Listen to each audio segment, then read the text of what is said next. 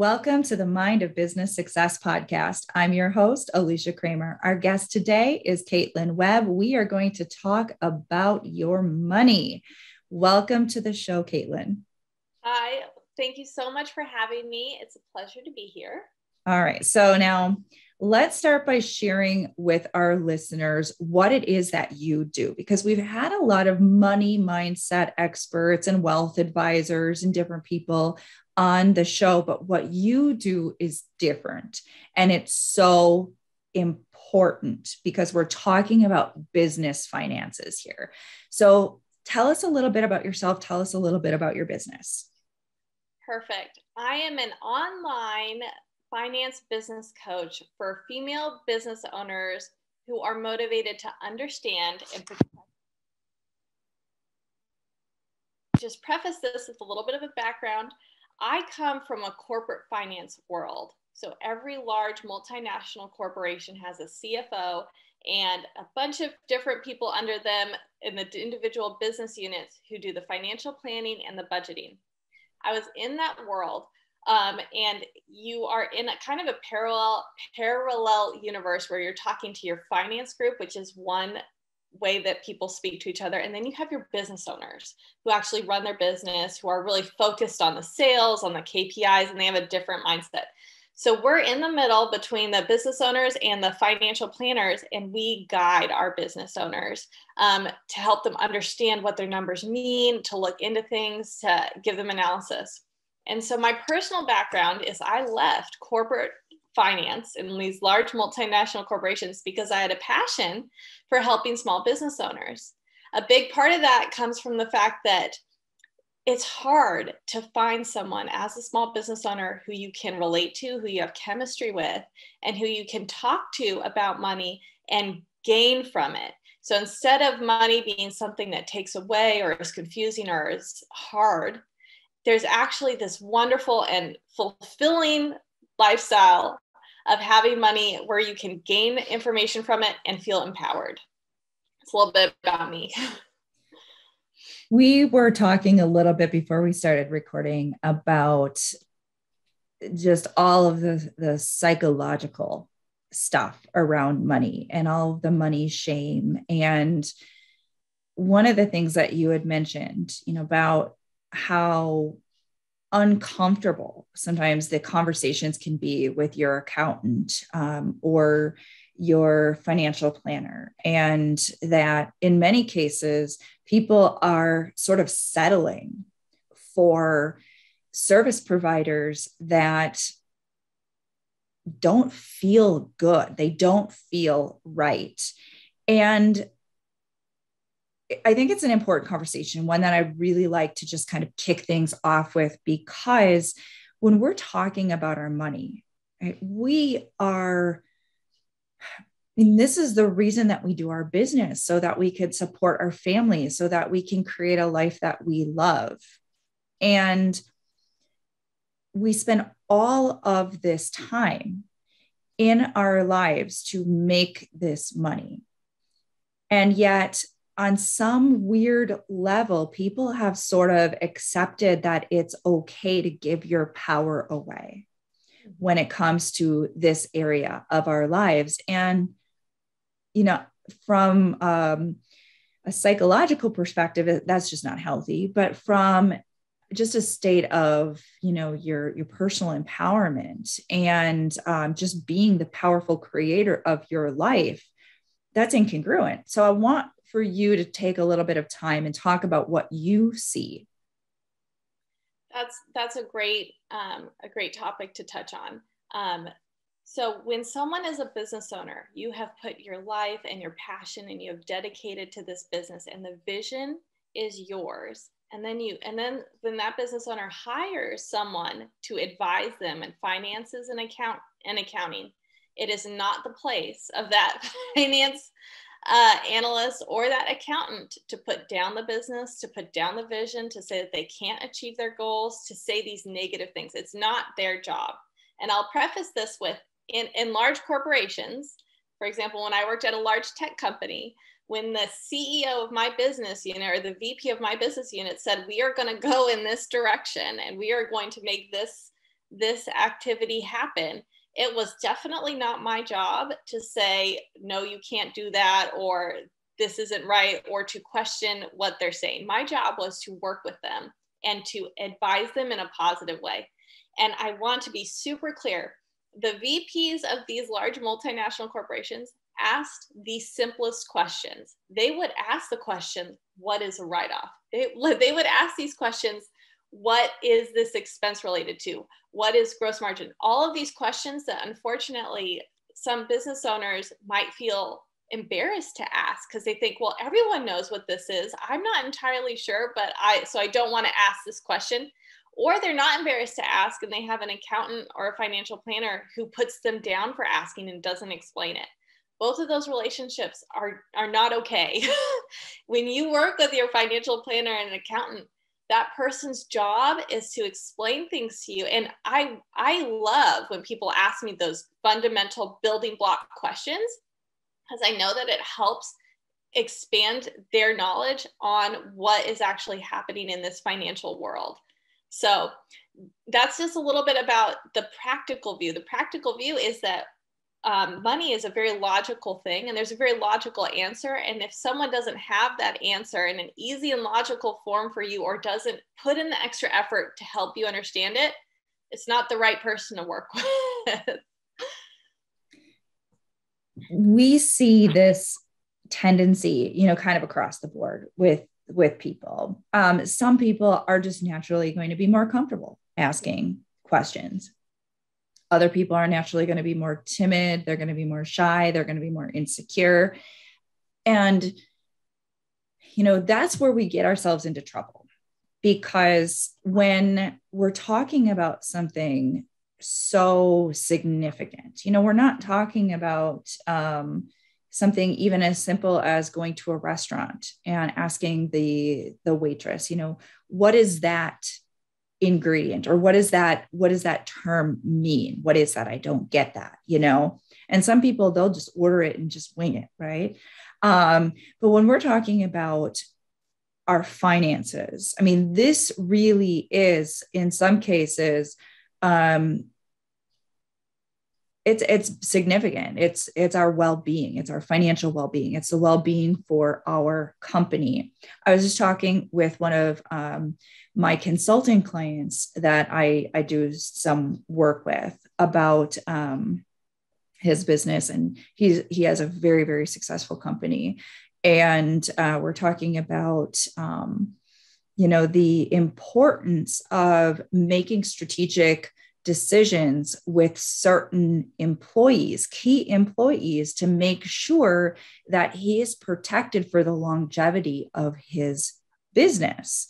And he made a comment, about, and it was just, I can't remember the exact words, but it was something kind of passive, about like, oh, it is, fairly important that I make decisions for the the financial well-being of the company. I said, it's not fairly important. It is absolutely critical, and we sometimes do that. We're talking about an individual with a multi-million-dollar company. Okay. So just to put things into perspective, we're not talking about somebody who's kind of passive and a new business owner and hasn't really fully acclimated to like the CEO mindset. We're talking about someone who we're working with, 60 plus employees and, multi-million-dollar business. And we're talking about, some key players within the organization and just being empowered as the leader of, this growing company. Now, I say that because this is insidious. This is something that each of us have to look at and be really honest and objective about. Are we treating our money seriously? Are we taking ourselves seriously as a business owner? And one of the things that I know you specialize in is really helping people to make that, start making strategic financial decisions as the CEO of their business, like a, corporate executive would make. And I want for you to take a little bit of time and talk about that, because this is a huge issue that I see with a lot of business owners. They're not thinking big, they're thinking small. They're still thinking like the employee who has to live paycheck to paycheck. You're absolutely right.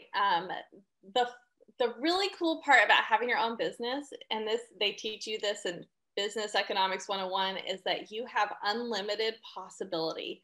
And the more that we allow ourselves to dream and to envision the future that we want, the more that we're able to reach that possibility. And what you touch on is so important, because actually in the corporate world, just like what you're talking about, the successful man who's managing all this money, you do see that as well, where in a corporate world where people are managing billions of dollars, they might face two decisions. One might be to, save $100 million.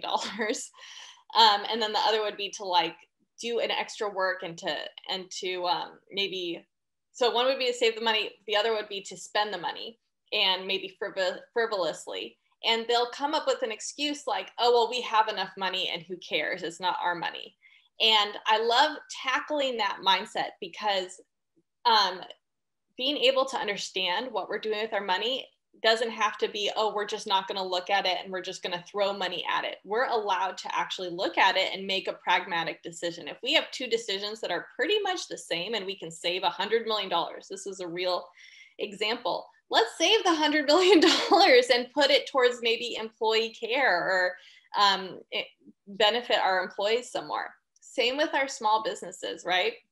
If we can take that extra time to just track certain components, understand our profit margins, slim down in certain areas, and we can take that money either for ourselves, reinvest it to grow our vision, or maybe give back to our employees, give back to the communities, that's worth it. Those dollars are worth it to be able to spend the way that we want, that will enrich our lives, as opposed to just, oh, well, yeah, I know I'm getting screwed on this area of this contract, but I'm just not going to follow up with it. But if we did follow up just a little bit and we got that money back, we can do more with it. So one of the things that I really want people to get out of this is it's a good thing to be empowered about your finances. In other episodes, we talked a little bit about money shame and all of the different subconscious programming that we have that creates all of this internal conflict. And sometimes we need to take a step back from the emotions that are so frequently triggered. And I'm all about working on this stuff, right? I'm all about cleaning up the old subconscious programming. But one of the ways sometimes we can do that more effectively is by becoming more objective. We have to remove ourselves from those negative emotional triggers so that we can start to process things in a different way.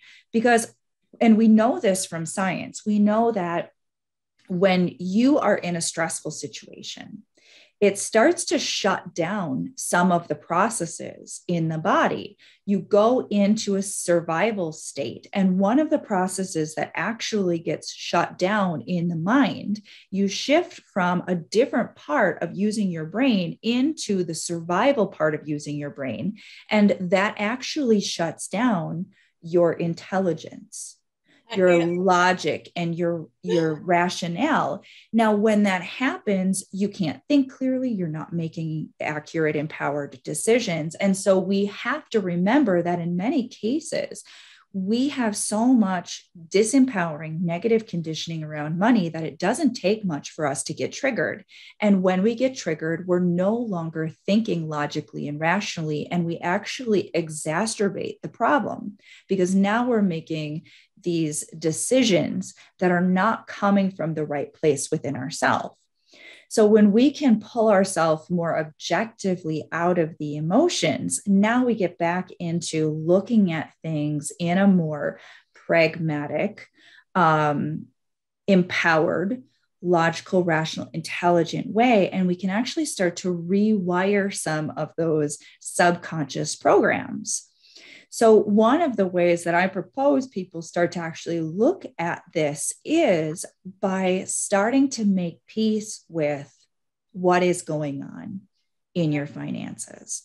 Look at it objectively and start to see that I could do this differently. I could do that differently. I could, because when you're triggered, all you see is all the problems and they feel so overwhelming. And you lose control of your sense of empowerment and your ability to grow and to set new goals and to scale. So let's talk a little bit about that and some of sort of these practical ways. What are some of the things that you teach your clients to do? I love that you brought this up because, and I'll share a personal story and then get into that for you because so I come from a world where it wasn't my money in corporate finance. I was advising people intelligently on how to use their money. The second that I started my business and it was my money on the line, I think that same thing happened. Part of my brain shut off and this fight or flight or some other part took over. And it was this idea that I didn't have enough money to invest. I had I had a lot of money saved up for starting this business. But instead of investing it intelligently in the ways that I knew I should for my business to help it to grow, I started clinging on to it and saying, I don't have enough. I just want to keep lasting. So then I had enough to last for about a year and a half. And then guess what happened? The money ran out because I didn't invest it intelligently. I didn't make those pragmatic decisions on this is how much money I have now. I want to invest it for growth. And that is so critical for businesses. And I actually have met several businesses in the fitness studio space who, instead of taking the money that they had for lead gen or sales or in a way that would really build up their future profitability, they said, I want to focus on operations, on maintaining what I've got going on. And years later, they ended up with the same amount of money that they had before. So they didn't invest in their future profitability. So pragmatically, when we have our business, first of all, we want to understand our gross margins, our operating margins, our profit margins, understand what they mean to us, right? Different industries have different ratios and they mean different things. And for example, a business that is like you have to buy something and then sell it, they're going to have a lower gross margin and they have less money to work with on the operating front. And so first we want to know our money, our numbers, but we also then want to think about expenses in two ways. One is the expenses that decrease our profitability, like credit card processing fees. The second are the expenses that increase our future profitability, investing in advertising, investing in collabs, investing in relationships, investing in coaching, investing in these things that will grow our business. In fact, in financial analysis, in this big program that they have, it's called the CFA program, they actually teach that education is one of the number one ways to ensure future profitability. They talk about it as the country as a whole, but we can really take that for ourselves and say, okay, if I invest in a coach that I feel comfortable with, that I'm getting something from, that ensures future profitability, that sort of thing. I love that you said that. And of course, I've got to go there, even though it is a little bit off the beaten path. But you hear a lot about the value of personal development. And I've seen some interesting statistics, and I don't even know how accurate some of these are, but I know that there is certainly an element of truth to it. And that is that people who invest in themselves categorically do earn more income. Now, I want to talk for a moment about the phenomenon behind that, because a lot of people almost get sort of superstitious about it, right? The way that a lot of times our minds work is, if I do this thing, then I'm going to get this result, right? That's how people rationalize buying fitness equipment that they never use. It's more of an emotional, thing than having actually any basis in reality. There's no statistics that say the more exercise equipment you buy, the more gym memberships you pay for, the more supplements that you purchase, the healthier your body is going to be. Yeah. Interesting, right? Yet, when we're talking about investing in ourselves, reading books, going to seminars, attending trainings, working with high-level professionals, having the right mentors, those types of investments do have a positive return on investment categorically for most people. And that's because the difference between, the exercise equipment that you don't use and the mentor that you're paying for is you're actually getting usage. You're actually getting value out of the mentor. You're feeding your mind. If you're not using the equipment, you're not going to get the benefits. Now, if you do, then you will.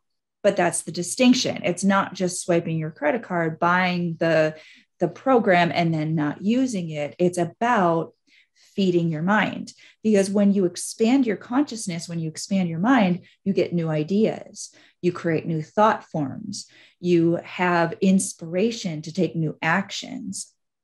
So there is a logical reason why this is such an effective way to grow personally and professionally.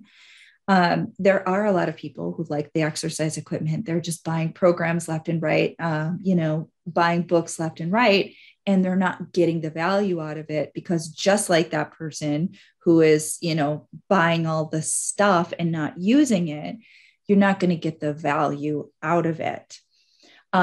So in terms of investments, making smart investments to grow your business, what we're talking about here is it's not frivolous. This really, truly is an investment as long as you utilize it. I love that you make the distinction, but behind buying something, just the act of the transaction versus the act of getting the help or going through the investing in yourself. And you've actually, I think, really hit it on the head. And I'm kind of wowed right now too, because it really does involve that personal growth, both with weight loss or any other form of growing your business or growing yourself. Like even with, if you have your family and you want to get more organized, there's one thing to buy an get organized book. There's another thing to buy it and to read it. And then there's a third thing to actually do the steps or to have someone come in and get you organized. So I love that you separate that out, because actually that's one of the things that's really important to look at with money. People will always make these sales pitches of just buy this thing, and you will have all of these emotions come through. And having that more pragmatic and logical view of our finances, actually having a plan and setting aside certain money for developing and like making that mind shift of I'm going to use this money and invest in it personally for my educational growth. I'm going to do what I've set this money aside to do. That's so different. And so going through these shifts of like, okay, I'm looking at my finances. I'm setting this aside for this action, and then creating a plan. At the end of the year, you actually review that plan. You say, okay, I set this money aside for this. Did I do it or not? I set this money aside for this. Did it help me or not? And the reviewing part is actually one of the most powerful experiences, because then you can say, okay, well, I need to shift my strategy. I need to either actually invest in myself when I put the money aside for these coaching programs and actually do the work. I've been there. I've been like, okay, I spent all this money. I need to actually really do the work this time instead of just buying it. Or, and there's so many things that are for sale, and we just got to like put that money aside and say, how do I actually want to use it? What result do I expect? And do I find that result at the end of the year? And if I don't, how do I shift my strategy to get that result? Now I want to talk a little bit about how our listeners can connect with you and some of the different things that you have going on. Thank you so much for bringing that up. I'm actually launching and I know that this is my evergreen program, so it'll be available indefinitely.